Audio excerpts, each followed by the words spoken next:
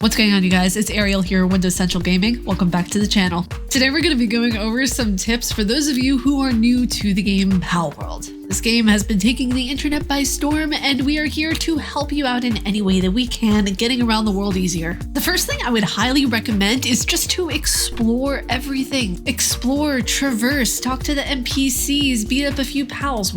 Explore this game as much as you can. There are sticks to pick up, there's spheres to make, there's things to build. There's so much to do in this game. There's so much in this game to just explore, treasures to find. There's treasure boxes, by the way.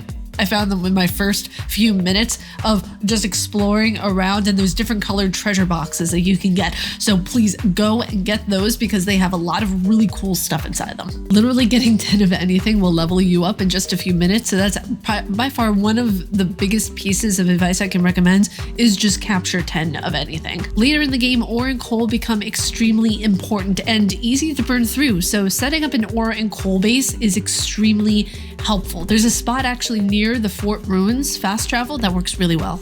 Also, I know this one is a little obvious, but be sure you go to your inventory tab and spend your level up points to increase your character's stats. You don't want to run into a fight with a chicken and have the chicken defeat you.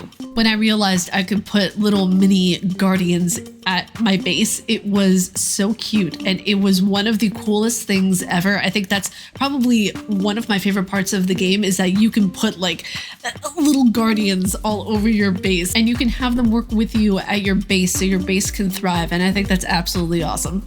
Now, the way to leave map markers is kind of clunky, but it's useful for remembering where materials and dungeons are, so use map markers regularly. And one thing I do want to bring up is that this game is mostly a survival game. Yes, it does have linear aspects in the tasks that you have to complete when you're first entering into the game, and actually throughout the game, it'll give you tasks day to day to do. But if you like the game Don't Starve, or if you like The Sims, or if you like Ark, or even Stardew Valley, I think you're really going to like this game. Now, this is a mixture between a tip and a recommendation and just something that I've noticed within the game Palworld. The pals are a lot easier, it's seemingly easier to catch when they are asleep. This worked on one pal from what I've noticed. I tried it on other pals, it didn't work, but for the most part, lower level pals are easier to capture whenever it is nighttime.